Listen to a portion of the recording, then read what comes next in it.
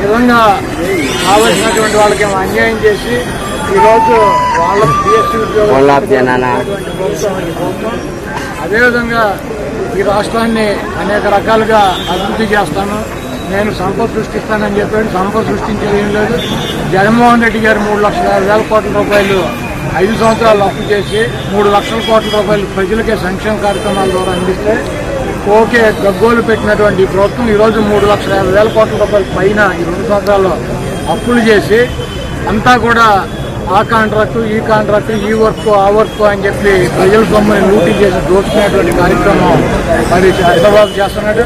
సంపద నేను సృష్టిస్తానని చెప్పి ఇప్పుడు అధికారంలోకి వచ్చినాక చెబుతున్నాడు చంద్రబాబు నాయుడు గారు. సంపద నేనుగా సృష్టించడం, సంపద సృష్టిస్తాం అంటే పిల్లల్ని ఎక్కువ మందిని ఎవరికంటే వాడు ఎక్కువ సంపద సృష్టించినట్టు కాబట్టి మీరే మీ సంపదను మీరు సృష్టించుకోండి. మేమిద్దరం చేతకాని వాళ్ళు మాకేమి సంపద సృష్టించలేదు, మేము ఒక్కొక్కరిని సృష్టించాం, మీరు 4గురిని 5గురిని 10 మందిని మీరు సృష్టించుకోమని చెప్పి మనకి చంద్రబాబు నాయుడు కథలు చెబుతున్నటువంటి పరిస్థితి ఉంది. అదేవిధంగా జగన్మోహన్ రెడ్డి గారిని మా పార్టీని వంటల పార్టీ అని చెప్పి చంద్రబాబు, లోకేష్, తెలుగుదేశం పార్టీలో ఉన్నటువంటి ప్రతి వాళ్ళతోనూ ఆయన ఎల్లో మీడియాతో అవును జగన్మోహన్ రెడ్డి గారు ఆయన పార్టీ డెఫినెట్గా తెలుగుదేశం పార్టీ గొడ్డల పార్టీ లాగా కనపడుతుంది. అది గొడ్డలు మామూలు గొడ్డలు కాదు, పరశురాముడి గొడ్డలే.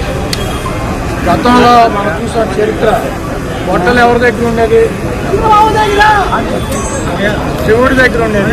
శివుడి చేతిలో ఇప్పుడు కూడా ఉంటుంది. ప్రతి మన శివుడికి పూజ చేసే వాళ్ళకి తెలుస్తుంది. శివుడి చేతిలో ఒక చేతిలో గొడ్డలు ఉంటుంది, 2 దుర్గామాత చేతిలో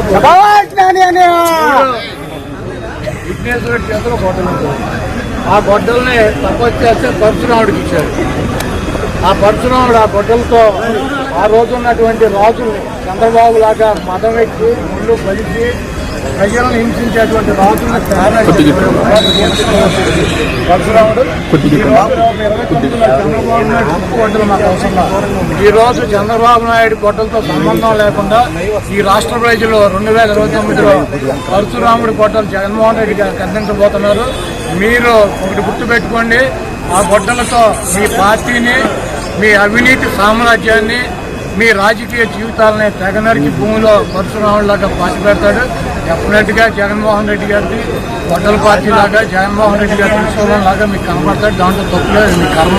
మీరు చేసినటువంటి పాపాలకి, మీరు చేస్తున్నటువంటి అబద్ధాలకి, మీరు చేస్తున్నటువంటి 420 కార్యక్రమాలకి డెఫినెట్గా జగన్మోహన్ రెడ్డి గారు మీ గొడ్డల్లా కనపడుతున్నారు. మీకు మీ మీడియాకి లేదు. అది పరశురాముడి గొడ్డలు తప్పకుండా.